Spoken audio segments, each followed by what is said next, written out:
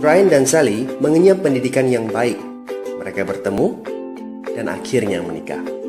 Mereka memiliki pekerjaan yang baik. Brian memiliki jabatan tinggi di sebuah perusahaan multinasional, berpenghasilan besar, mendapat fasilitas dari kantor berupa mobil dan rumah.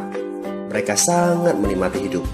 Sering nongkrong bersama di coffee shop sepulang kantor, nonton di bioskop, mampu membeli baju dan tas yang matching, dan pergi berlibur sesekali.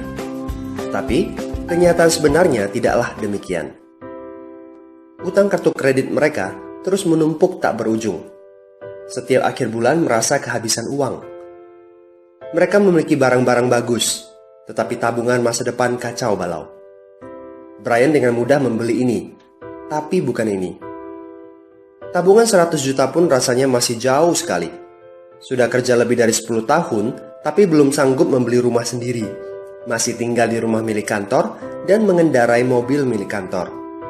Tanpa disadari, keluarga ini menggali lubang kemiskinan. Keuangan mereka hanya cukup untuk membiayai kehidupan keluarga saat ini.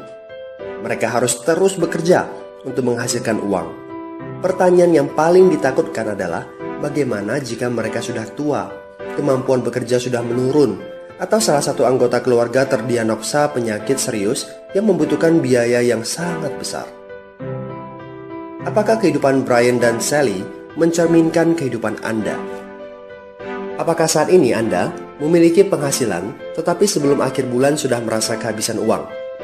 Memiliki hutang berkepanjangan yang tidak ada habisnya? Memiliki barang-barang bagus tetapi khawatir karena tidak punya tabungan?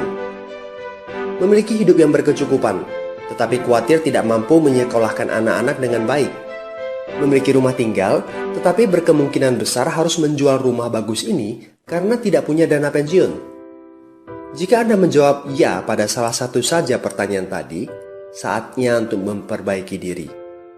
Mau jadi seperti apa kita ini kalau ternyata kita sebetulnya hanya gaya dari luar saja? Mau hidup kropos seperti ini sampai kapan?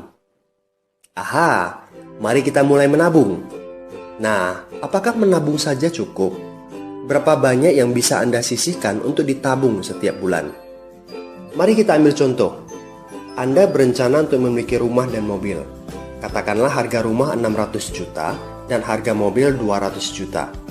Jika Anda mampu menabung 5 juta per bulan, Anda membutuhkan 13 tahun untuk mendapatkan angka 800 juta. Masalahnya, inflasi membuat harga rumah dan mobil melambung tinggi. 800 juta akan menjadi 2,7 miliar 13 tahun kemudian jika kita asumsikan rata-rata kenaikan barang 10% per tahun. Ini masih soal impian untuk membeli rumah dan mobil. Padahal masih banyak kebutuhan lain yang perlu dipersiapkan jika ingin hidup lebih baik. Bagaimana dengan persiapan dana hari tua? Agar di saat tua dan tidak sanggup bekerja lagi, Anda punya tabungan yang cukup untuk kebutuhan sehari-hari. Asuransi untuk keluarga? Dana pendidikan untuk anak-anak, dana tak terduga untuk keperluan dadakan jika dibutuhkan, seperti keluarga sakit, dan lain-lain. Artinya, Anda perlu lebih banyak uang untuk ditabung. Bayangkan jika satu bulan Anda hanya bisa menabung kurang dari 5 juta. Sudah jelas, jika langkah Anda hanyalah menabung, Anda seperti sedang menggali lubang kemiskinan. Hal utama yang perlu Anda lakukan adalah meningkatkan penghasilan Anda. Anda mungkin bertanya bagaimana saya bisa melakukan itu dengan segala kesibukan yang saya miliki sekarang. Apakah saya bisa tetap mencari income tambahan di luar sana tanpa mengganggu pekerjaan utama saya? Seandainya bisa, apa yang bisa saya kerjakan saat ini? Nah, langkah pertama yang perlu Anda lakukan saat ini adalah menghubungi teman yang menunjukkan video ini kepada Anda. Dia punya akses untuk jawaban dari pertanyaan Anda. Informasi.